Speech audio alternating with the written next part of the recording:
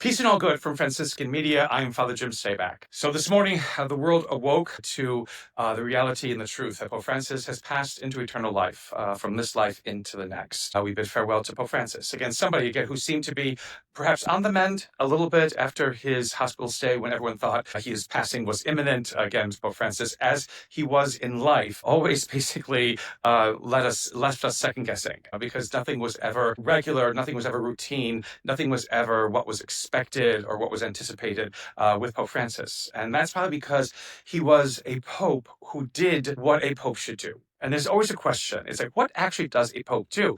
Does he keep an institution running, or does he help us to recognize the power and the work and the journeying of the Spirit in our lives that challenges and prompts us to continue growing as a people of faith, to continue growing as a community of faith, to continue growing as what it means to be a church? Because church is not just building, it is not just an institution. It's really never an institution. It is not something that is basically set in stone, that is meant to last for all eternity. It is something that is organic because it is made up of people. And what kind of people is it made up of? Well, it is made up of people who are called by God from meaninglessness and into meaning. That is what ecclesia is, the Greek word that is the root of what we will come known in English as church. Those who are called forth, those who are called forth by God from meaninglessness and into meaning.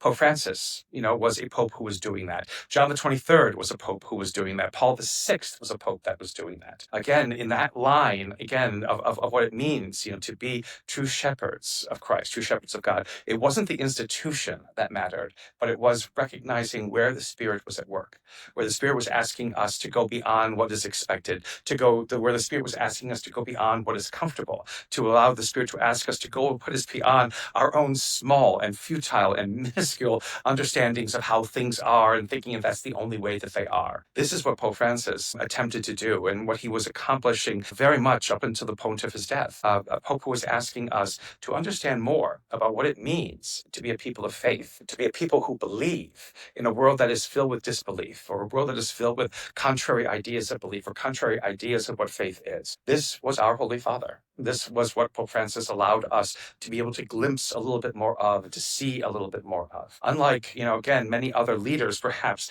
in all kinds of situations and all kinds of institutions that make up our church, he was not someone who towed a line, but asked us, to let go of the line that was being towed at times and to seek other lines, lifelines to people who were in desperate need of those lifelines, a way of understanding what it means, again, to be a church of service, to be a church of the gospel, to be a church that allowed us to see what is more in our life that God holds out for us.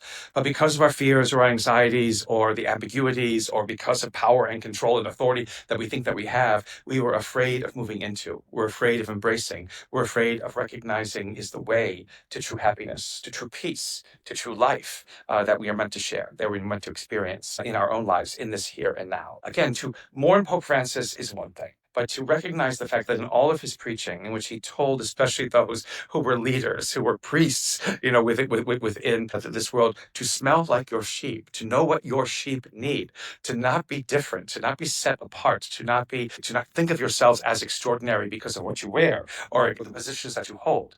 To be someone like that, again, is someone who tries to show us who and what Christ should be. Someone who helps, again, to preserve our faith, to preserve what is handed on to us in faith, and how the Spirit moves us to reshape that again and again and again, and every time, and every century, and every moment that we live. Now he enjoys the most wonderful experience of Easter. He enjoys resurrection with Christ. He enjoys that which awaits all of us. And because of that, we can rejoice that this good and faithful servant has done what was expected of him. This good and faithful servant can now rest with Christ from his labors. This good and faithful servant now becomes for us a figure of modeling, a figure of hope, a figure who witnesses to us and who asks us to continue on this witness in our own lives. Eternal rest grant unto Pope Francis, O Lord, and let perpetual light shine upon him. From Franciscan Media, may the Lord give you his peace.